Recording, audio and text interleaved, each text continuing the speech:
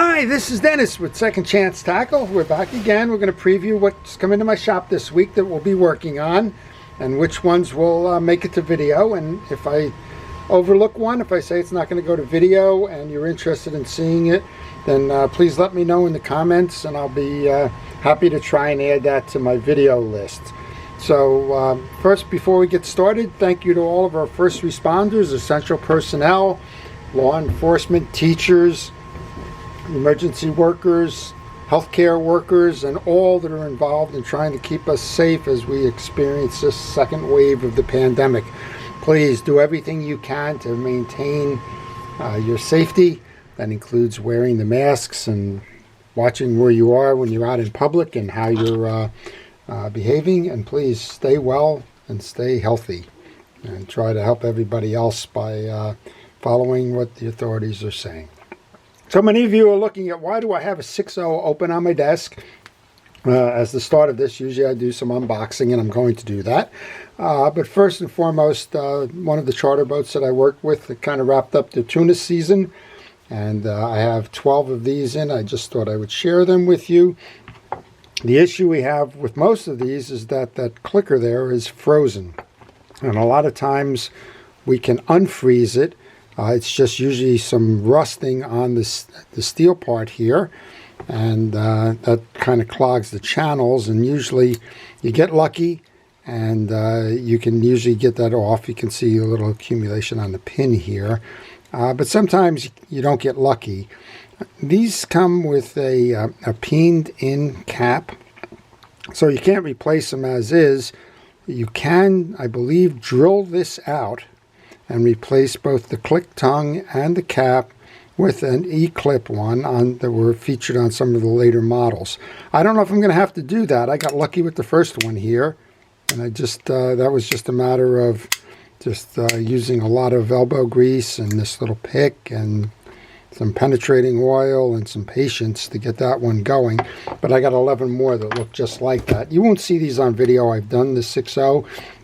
But if anybody is interested in seeing that, let me know. I can certainly pick one of the 11 remaining ones to get that done. All right, so we're going to be working on 6.0s this week. This one just came in from San Antonio, Texas, and I just opened up the bottom to kind of facilitate that. Looks like we have a Corrado 101 G6. That's a bait caster. And most of these, I understand, are going to be kind of straight up just servicing. This one I can feel has not been serviced in a while, and kind of a little bit of roughness in there. So we'll take this one apart and we'll clean it up and we'll show you how to do this one. This one I'm going to make a video on. Here's a little interesting thing. This one is packed as tight as it can be with braid right up to the end.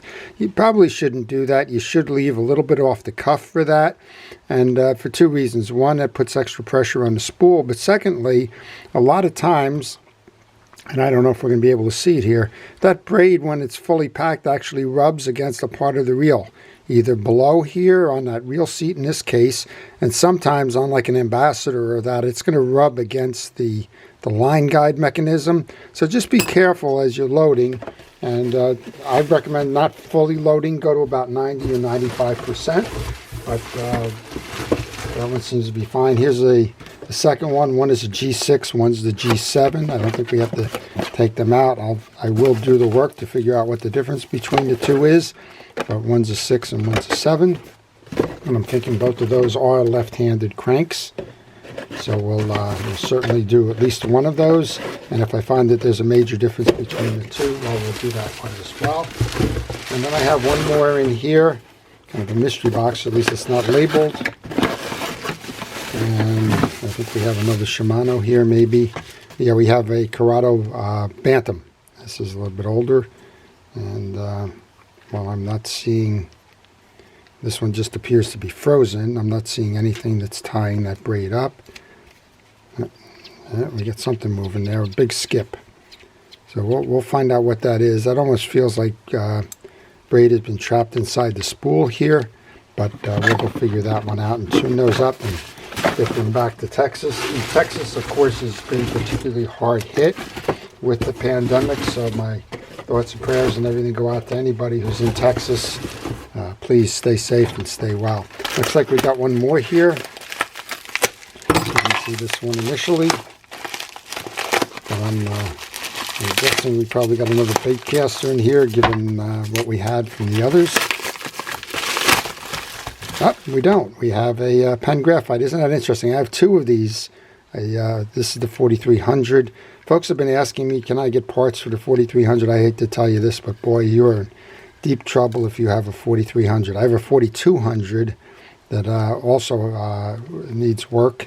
The 4200 that was sent in earlier doesn't have an anti-reverse. This one has the anti-reverse, and hopefully it doesn't need parts because these are very rare.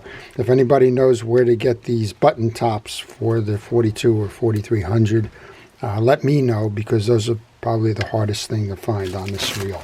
So 3 bait casters and a lightweight pen is what we're going to work on there. Second box just came in. This one's from Oxnard, California, and this is I guess this is the one I was talking about, the 4200. I just kind of looked inside. We don't have an anti-reverse on this one. Same thing as the other. A lot of folks seem to enjoy me doing these pens, so I may do both of these if time permits. Here's a South Bend Corona. I think this one's just in for a basic tune-up. I don't want to go do anything here. Oh boy, is that sluggish. There's two things going on here. It's very sluggish, and there's a metallic knock in this one. Most of the time I don't see these reels. They're right on the fringe, or is it worth it to repair? But I'm going to do this anyway, because there's some folks that have these reels and like to see them. Next one up is a Shimano Syncopate, and this one doesn't move. This one's seized. So we're going to find out what's going on with that. And then we have an earlier Revo, and I have one of these. I like this one a lot. This is the Revo Inshore. This one's seen its share of fishing, and I think it's just a matter that it's time to tune that one up. So we're going to go ahead and do that and get those back to California. There's my pin.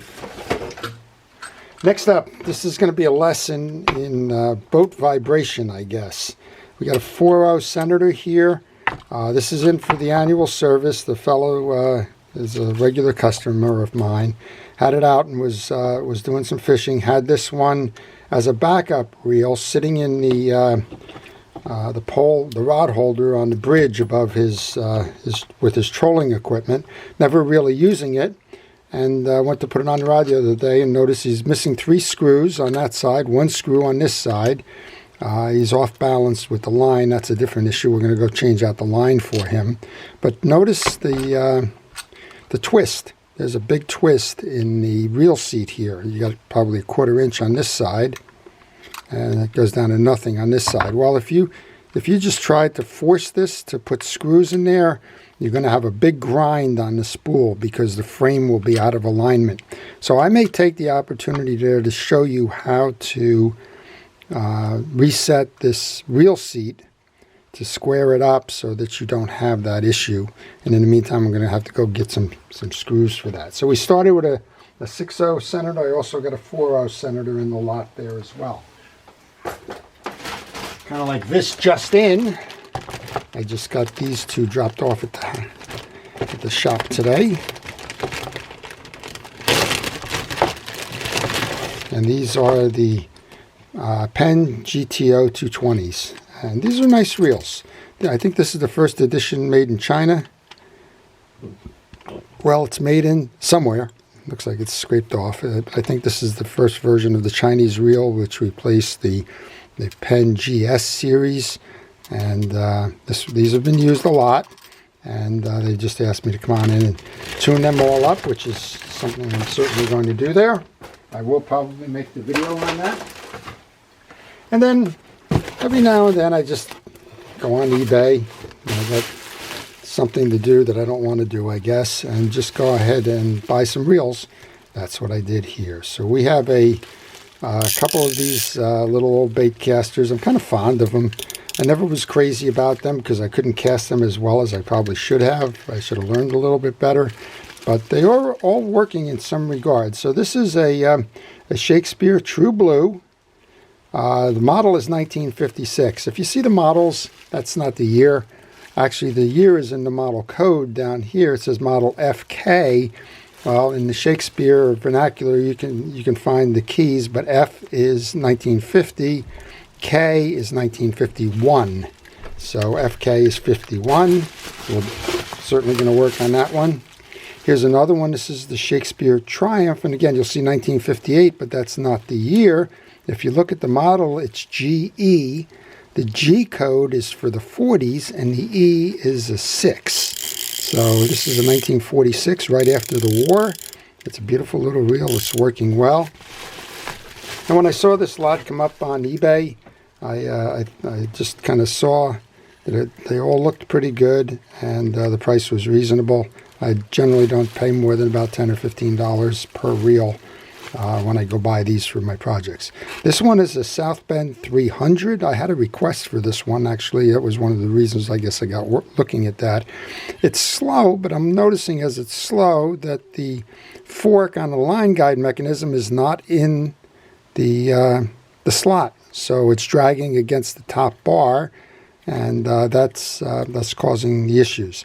This is an anti-backlash model. This was one of the features that was designed into that. It's got a little bar that was going to slow down the casting, and these are time fillers. These are reels that go after my customers' reels.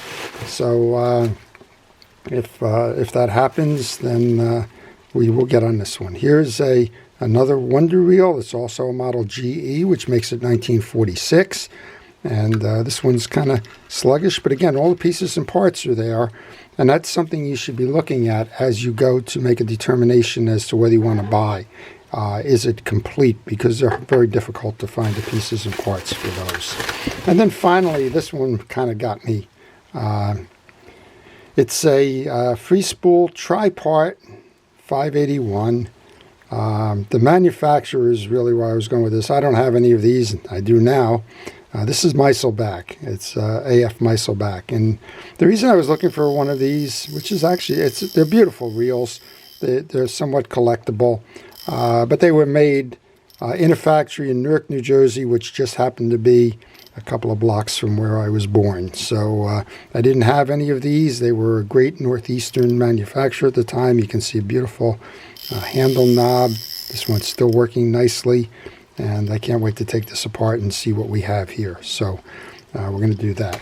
And then, so those are 5 of these, but they will all, or most of them will make them to a video. The only question is when, and so stay tuned, subscribe, hit notifications, and that way when these do make it there, you won't miss them. And finally, I got my parts from Okuma. So some folks are asking about where do you get Okuma parts. We connect with them directly. They're out in Ontario, California. I have a reel. I think I probably previewed it. I may not have. This is the Okuma. I think it's the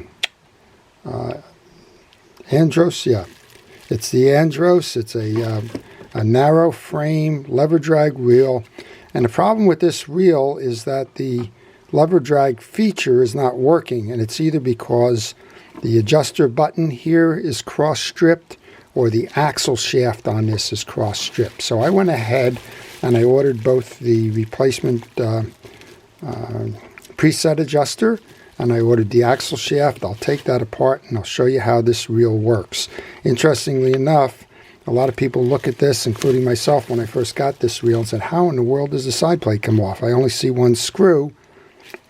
Nothing else anywhere, a couple for the reel seat, but nothing that would indicate that it's a traditional side plate like the ones that have the screws all around and that. And then it finally hit me after I was working on this, trying to posit this out because I didn't have the schematic. This is a one screw take apart system.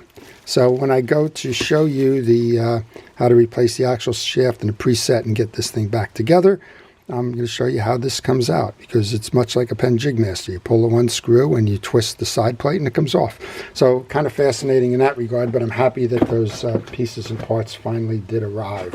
So that's what I'll be working on this week, and probably in the weeks to come with these smaller classic reels. But I would encourage you to subscribe. I just made 10,000 subscribers. Thank you all, every one of you that has subscribed. I appreciate that. You're helping me to build the channel, and you're helping me to continue to produce these videos. I really do appreciate you watching. Again, if you hit the notifications button, you won't miss any of them, so go ahead and do that as well while you're at it. And most of all, stay safe, stay healthy. If you are a first responder, thank you again for all that it is that you do. And although the list was pretty long in the beginning, it's not everybody, and I do apologize if I've missed anybody anywhere doing anything.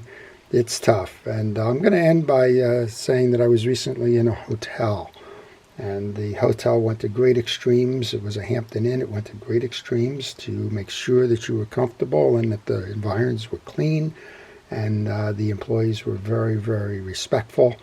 And so a shout out to all of the people that are working in the hotel industry, trying to make it safe for the travelers as they need to get somewhere and stay. So with that, I'm going to thank you all again, the subscribers and non-subscribers alike, for watching. I wish you safety and health, and please stay tuned to see these videos as I post them. This is Dennis with Second Chance Tackle. Have a great day.